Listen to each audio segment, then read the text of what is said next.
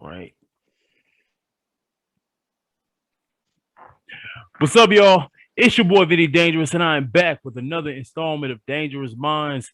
Today's episode, I got a special guest, a rapper coming up from my hometown, so this is extra special for me.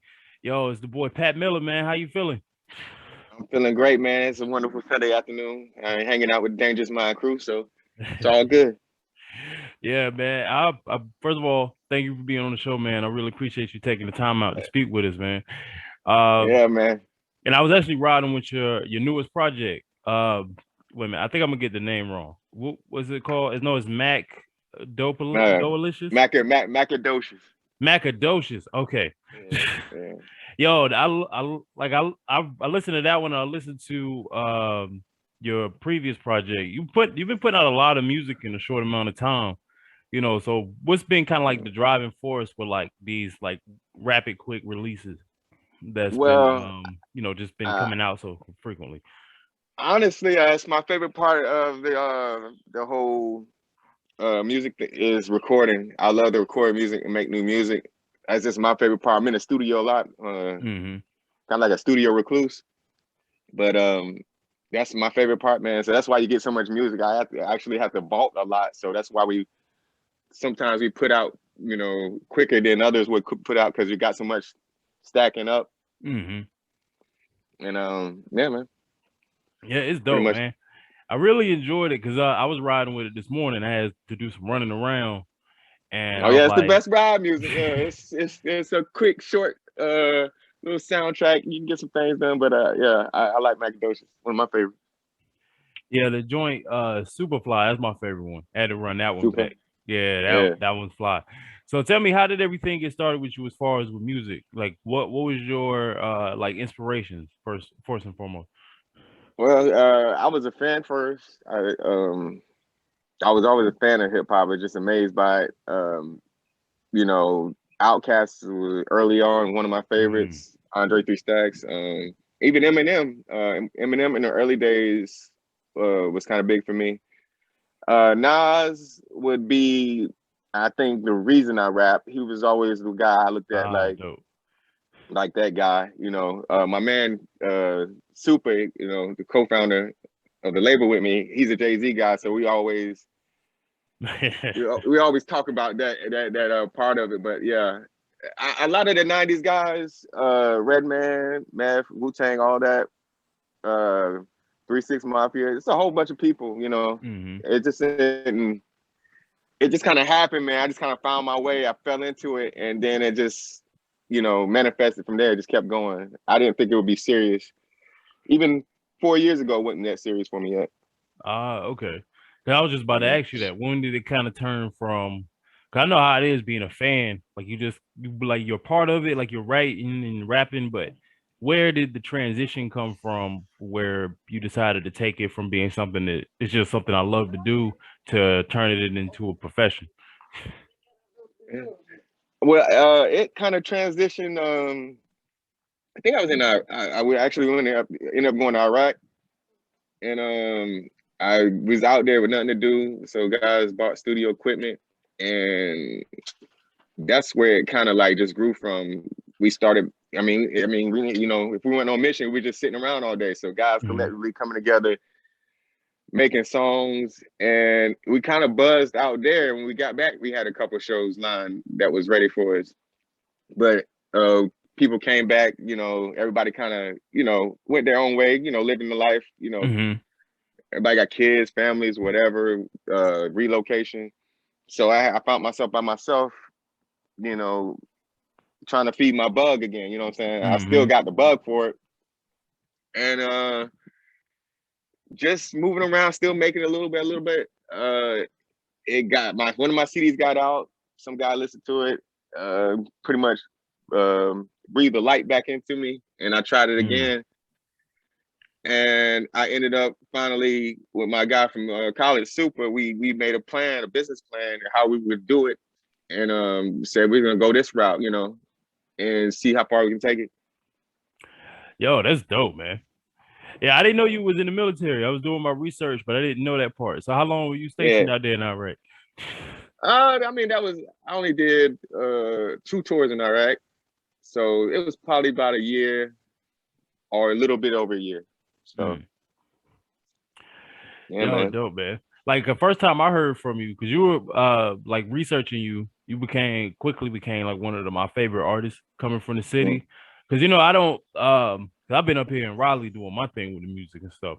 Yeah, But yeah. Riley's got I'm to give it always hip hop scene. yeah, like I've noticed that, the music scene changed a lot and there's a lot of people making moves out there. Like I've been wanting to get back home just, Mm. just to be a part of that because it's beautiful to see from my vantage point. Like, how has it been for you as far as like the Fayetteville music scene and like moving around Carolina, like when you came back and started to pursue it professionally? When I actually pursued it, like when I put the business behind it and was like, Mm-hmm. okay, we're gonna figure out where our lane is and monetize. And COVID had hit, man, to be Mm, honest. So it really in for me, now I'm not saying for everybody else, me being a newcomer, what I'm saying, I'm a late bloomer, one could say. So it gave me the time to put music out.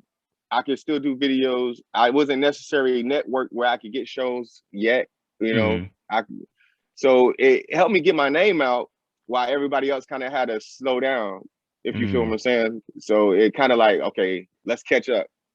Let's put what we got out here.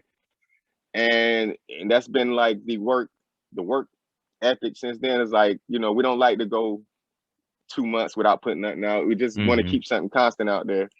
So in retrospect, it did help me with how everything fell, you know what I mean? Mm-hmm. And it was a different time. It was a lot of stuff on the news, racism, the Yeah. whole with the cop thing and everything. It was a whole bunch of stuff going on. And I felt like, it's a climate change. That's good for me because that's the type of stuff I write about. So Yeah.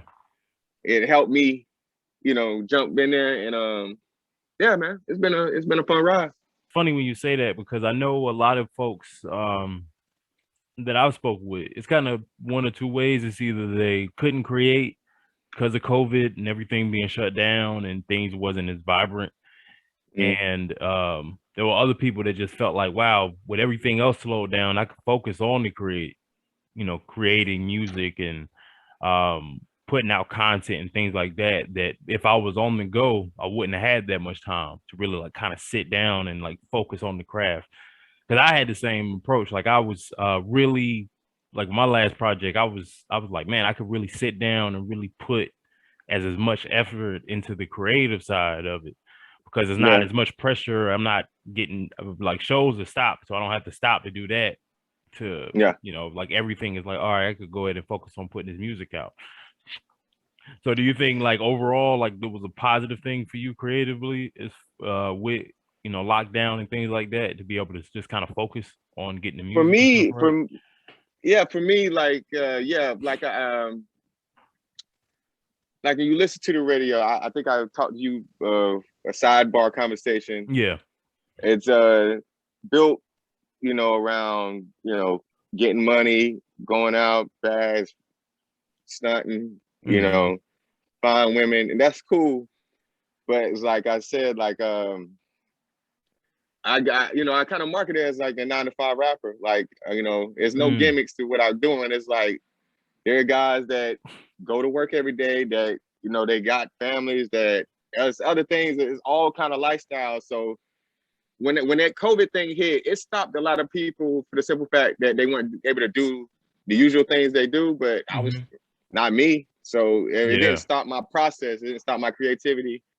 It just, you know, opened it up. And then it helped people listen because they had slowed down, Hmm. nobody was able to do those things. So they might pay attention to a conscious rapper in that sense like that. Yeah, it's dope. And one thing, other thing too, is that because people wasn't on the go as much, like the music that like they would usually listen to, getting into that vibe. Like a Yeah, lot of it's people couldn't listen to it because like, well, I don't have nowhere to take this. I can't go out to the club or something like that and like match that energy. But with conscious rap and like music that make you think, like that's yeah, good man. music. music that got you thinking, like they can't, they can actually sit down and appreciate that more. Yeah, man. Like I told Super, my first project, the mixtape, my first mixtape Hmm. that we put out streaming, it's the Yeah. first one that made it out to that platform was that Boom Baptism, and I felt like that embodied everything like that went on in that little period. Like it was my longest. I think I had about 11 songs on that thing, Hmm. and it covers so much, man. And then, like if you listen to it, it still covers. Like you see what's going on. Like it was a good feel. Even the name, the Boom Baptism, it was like I said, man, this is the perfect time to let's dip the game, let's revive it, let's bring it back to the essence. And that's Mm. where a lot of people ask me where I get that name. It's like I'm a fan of Outkast, so I love the Stankonians, the Yeah. Equiminas, all that. And I was like, all right, let me tap in. And that Boom Baptism was just perfect timing, man. So yeah, I hate that so much had to go on, Hmm. but I felt like what else was gonna kind of put a stop Yeah. with everything that what I'm saying.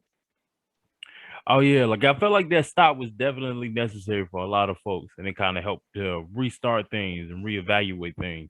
But Yes, getting sir. back to the music, I know you mentioned, you linked up with Super, your business Mm-hmm. partner in college. I was gonna ask you like, what school did you go to, and like, how did that kind of influence, your way of thinking when it comes to creating the music and kind of like how you approach business and things like that. Well, okay, so I went to Pembroke University.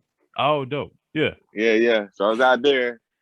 Um, man, super. We linked up, just posted out, and it just kind of happened. Hmm.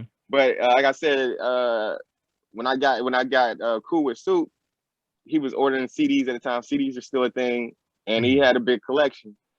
So we would get there, we play Crash Bandicoot Madden, Hmm. and pick a CD, put it on, and that's where I feel like my education in hip hop, like really, really grew. It leveled up because I started listening to everything, old school, '90s, all kind of stuff. So all of that Hmm. just kept coming and hitting, and I'm listening, and then they ciphering. They in the hallways. The ciphers stopped popping up.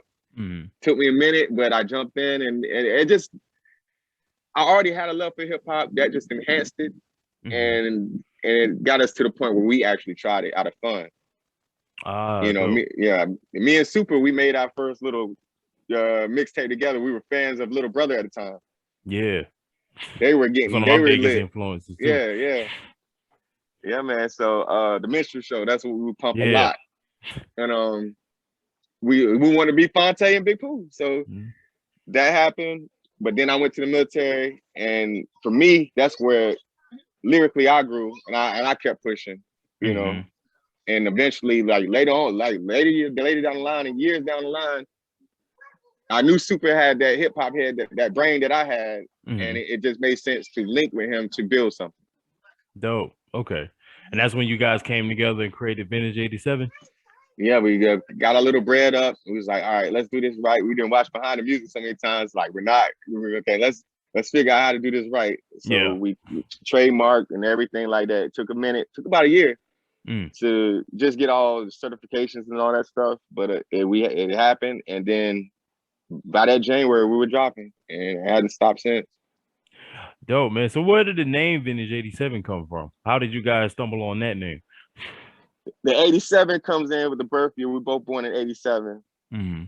and we was like, man, we wanted to sound classic, the nostalgic. We're saying we're trying to bring it back. So vintage '87. I was like, I think I said it. I was like, what's a vintage '87 or something like that. They said, man, that sounds like fine wine. I said, do, don't it? You know what I'm saying? So it's like, yeah, that was how that came about. We wanted to bring that essence back to the new school, and so we Mm-hmm. just called it vintage '87. Yo, dope, man. I love that name too. It does, like, I Mm. get what you're saying about it sounding like a vintage wine. Like it Yeah, gives yeah, just like a classy feel. And like the music yeah. gives off this real I say like like you said, like a throwback. I was Is thinking it of like an like a aesthetic? Cadillac because my favorite, or not a Cadillac, but like my favorite car. is a 87 Cutlass Supreme. Yeah, yeah, yeah, So yeah, when I yeah. saw the name Vintage 87, that's the first thing I thought of. And like I listened to the music and I could just imagine like driving, like through on Scarborough Road, like was Yeah, during yeah, the sunset yeah. and just like bumping Macadocious or the I told Boom people, I was like, my Baptism. music is not built for foreigns. It's only built for old schools and hoopies. That's how we rolling. Oh man. So yeah, I really enjoy like the music and stuff like that. Like, but I noticed that it doesn't stay consistent as far as like the sound, which is dope. Like No, it doesn't get predictable, which I think is nah, always dope. Like what is it's that like hard. a conscious thing or is it just kind of something that, you just kind of be inspired to do in the moment? Being a conscious rapper is sometimes like having a guilty conscience Mm-hmm. because I'm a rapper and rapper wants to be in a box. You feel Facts. me? Yeah. But I know as far as my peers, what the world is gonna get. Mm. So it's kind of like, okay, you can either do it and try to stay conscious and try to like, not fake the funk, be real, or you could do what everybody else do and just be in that collective. And that was never an option for me. So I Mm. have to stay. I have to stay in that conscious root. I have to stay consciously rooted, but at the same time, I try to build around that. I try to say, okay, just because I'm conscious don't mean I can't say this type on this type of beat. I just have to learn how Mm-hmm. to find my niche for that. Because you're always gonna hear different Mm-hmm. stuff. Even Super is like, man, I don't know, man. That's why I was like, yeah, let's little out the box Super. We can't just Yeah. be, those old guys set in stone as this is what it is. And we Facts. have to respect what people want to hear. There's a time and place for different kind of things. Yeah, I like that because that's the mindset to keep people fresh. It's like Yeah. because if I feel like I know exactly what I'm going to get from something, and that's just kind of how I am as a fan. It's like if I know, oh well, I know his next album gonna sound like his last album, so there's Yeah. really You can't not, predict. Yeah. it's not as intriguing to get into it. Yeah. You never know really what you're gonna get from me. That's to be real. Like I don't even know how to time. It's just a feeling of thing. That's why I only go with the vibes. I Mm. say, Yo, that's dope. That's dope. So like you got any like I know you've been working on a lot of music. You have any like anything that's coming out soon or you got anything that you're working on right now that's in the works? I'm working. I'm working right now, and right now I'm so out the box that right now I'm trying to build on concept. Like the Mm. thing with me is I'll never put a project out just to drop a project if that makes sense. Like when you heard Macadocious, Yeah. it was a sound of its own. Mm-hmm. You hear Boom Baptism, that was like a church feel. You know what I'm saying? It was Mm-hmm. very like just reflective. And yeah, it's like right now it's getting a little cooler. You might get that aggressive rapper right now with the Mm. climate change. It's fall's coming. It's a whole lot of different things coming. So it's been a while since I spent bars. So you might catch that aggressive rapper. I might point some fingers. I might pick a little bit. So you never know. Yeah. Well You know what shoot, I'm I'm saying? looking forward to that, man. And Yeah, a lot of people are. I was about to say I like the smooth vibes, but like I could tell you get busy, on the I mic too do. when I you do. I really have to want to. back sometimes. I was like, I just got, I got to be mindful of what's going on, and timing is a thing that I've Mm-hmm. learned that comes with this. You can't just. It's all about when you drop it. It's about what you're talking about. Mm-hmm. Try to stay relevant. What's going on? Just in the hip hop, the world news, everything like that. Try to incorporate that. And so I definitely have something on the works. Been in the studio a couple times, but you'll start to hear some snippets. I always like to leak to see what people like. Mm-hmm.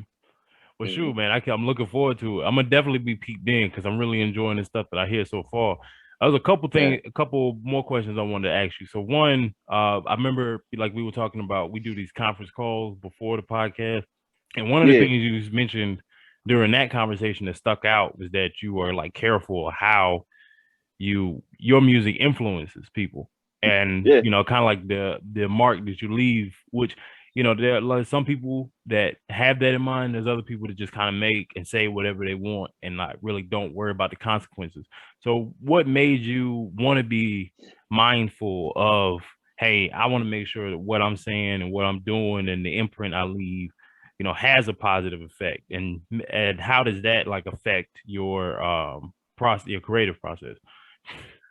I think the two big reasons behind it for me, is like, okay, I got 3 kids. I got kids, and then the second part would be like, I mean, I'm African American, man. Hip hop, we made hip hop, right? Hip Yeah. hop is bigger than everything right now, right? But now it's like, it's just designer this. It's just so mainstream that it's left, The kind of like the roots. struggle. Yeah, Yeah. it's like, and I get it. It's good to make money, but this is supposed to uplift us. And with everything that's going on, how can you just, you just like you gonna take your money and run? It's like people are still struggling. You got kids that are fans of you, of these guys that just, it's just a cycle. A cycle. It's like, I mean, there's no. I listen to I try listening, and I'm listening to the bars. It's like, man, there's nothing being said. What are we talking about? It's just to me, it's just a bad look as far as trying to grow as a people. Yeah. Black people have a thing where they want to blame everything on this or blame everything on that, but now here we are. We have the the resources to do what we need to do, and like resources that our ancestors never had. Even the guys from the '90s didn't have, and we're not using it the way I think we should use it. And we should be ahead. It shouldn't be a thing where we still on the outside looking in. It's like, why aren't we in control of our masters? Why aren't we in control of our business? I mean, why don't Yeah. you got? But right now you got people. We got Black owners, Black guys making merch, guys doing everything. That's your whole distribution circle right there.